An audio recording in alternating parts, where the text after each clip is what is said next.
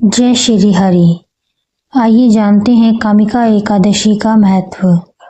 अर्जुन ने कहा, हे प्रभु, मैंने आषाढ़ माह के शुक्ल पक्ष की देवशयनी एकादशी का सविस्तार वर्णन सुना। अब आप मुझे श्रावण माह के कृष्ण पक्ष की एकादशी की कथा सुनाने की कृपा करें।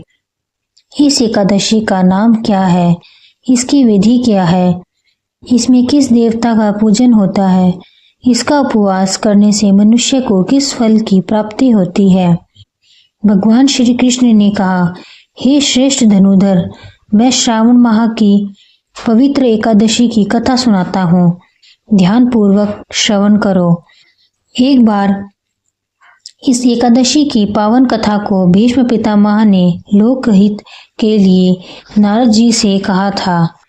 एक समय नारद जी ने कहा, हे पितामह, आज मेरी श्रावण के कृष्ण पक्ष की एकादशी की कथा सुनने की इच्छा है, अतः आप इस एकादशी की व्रत कथा विधान सहित सुनाइए।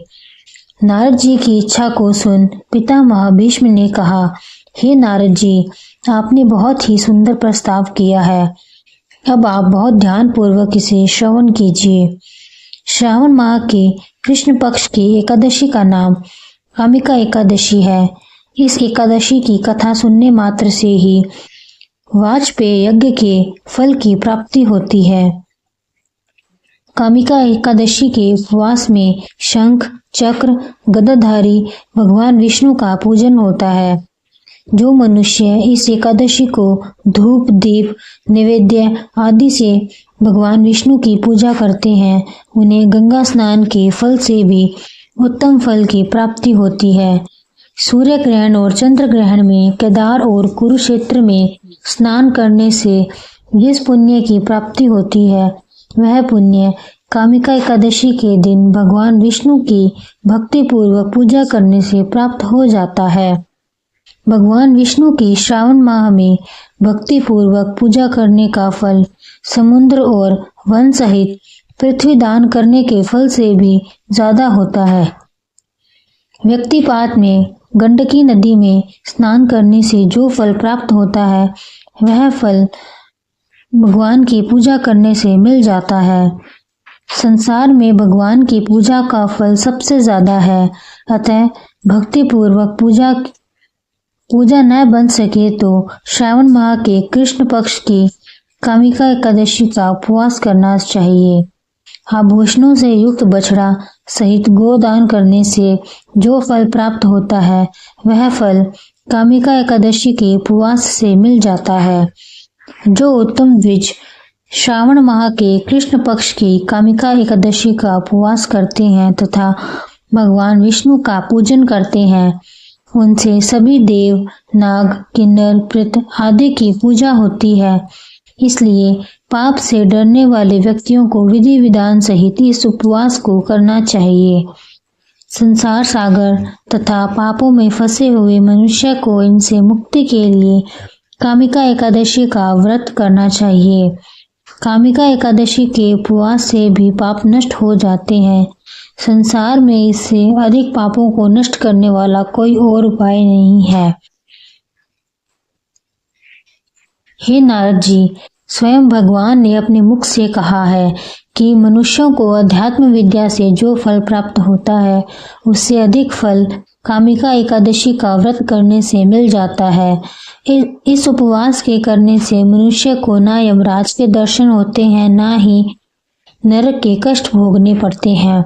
वह स्वर्ग का अधिकारी बन जाता है। जो मनुष्य इस दिन तुलसी दल से भक्ति पूर्वक भगवान विष्णु का पूजन करते हैं, वे इस संसार सागर में रहते हुए भी इस प्रकार अलग रहते हैं, जिस प्रकार कमल पुष्प जल में रहता हुआ भी जल से अलग रहता है।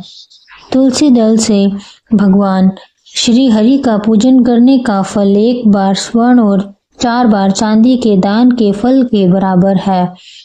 भगवान विष्णु रत्न, मोती, मणि आदि आभूषणों की अपेक्षा तुलसी दल से अधिक प्रसन्न होते हैं। जो मनुष्य प्रभु का तुलसी दल से पूजन करते हैं, उनके सभी पाप नष्ट हो जाते हैं। हे नारद जी, मैं भगवान की अति प्रिय श्री तुलसी जी को प्रणाम करता हूँ। तुलसी जी के दर्शन मात्र से मनुष्य के सभी पाप नष्ट हो जाते हैं और शरीर के स्पर्श मात्र से मनुष्य पवित्र हो जाता है। तुलसी जी को जल से स्नान कराने से मनुष्य के सभी यम यातनाएं नष्ट हो जाती हैं। जो मनुष्य तुलसी जी को भक्ति पूर्वक भगवान के श्री चरण कमलों में अर्पित करता है, उसे मुक्ति मिलती है। इस कामिका एकादशी की रात्रि को जो मनुष्य जागरण करते हैं और दीप दान करते हैं, उनके पुण्यों को लिखने में चित्रगुप्त भी असमर्थ है। एकादशी के दिन जो मनुष्य भगवान के सामने दीपक जलाते हैं, उनके पितर स्वर्गलोक में अमृत का पान करते हैं। भगवान के सामने जो मनुष्य घी या तिल के तेल का दीपक जलाते हैं, उनको सूर्यलोक में भी सहस्त्रों दीपकों का प्रकाश मिलता है। कामिका एकादशी व्रत कथा। एक गांव में एक वीर क्षत्रिय रहता था। एक दिन किसी कारणवश उसके ब्राह्मण से हाथापाई हो गई और ब्राह्मण की मृत्यु हो गई। अपने हाथों मरे गए ब्राह्मण की क्रिया उस क्षत्रिय ने करनी चाहिए, परंतु पंडितों ने उसे क्रिया में शामिल होने से मना कर दिया। ब्राह्मणों ने बताया कि तुम पर ब्राह्मण हत्या का दोष है। पहले प्रायश्चित कर इस पाप से मुक्त हो, तब हम तुम्हारे घर भोजन करेंगे। इस पर स्त्रियों ने पूछा कि इस पाप से मुक्त होने के क्या उपाय हैं। तब ब्राह्मणों ने बताया कि श्रावण माह के कृष्ण पक्ष की एकादशी को भक्ति भाव से भगवान श्रीधर का व्रत एवं पूजन कर ब्राह्मणों को भोजन करा के सदक्षिणा के साथ आशीर्वाद प्राप्त करने से इस पाप से मुक्ति मिलेगी। पंडितों के बताए हुए तरीके पर व्रत कराने वाली रात में भगवान श्रीधर ने क्षत्रिय को दर्शन देकर कहा कि तुम्हें ब्रह्म हत्या के पाप से मुक्ति मिल गई है।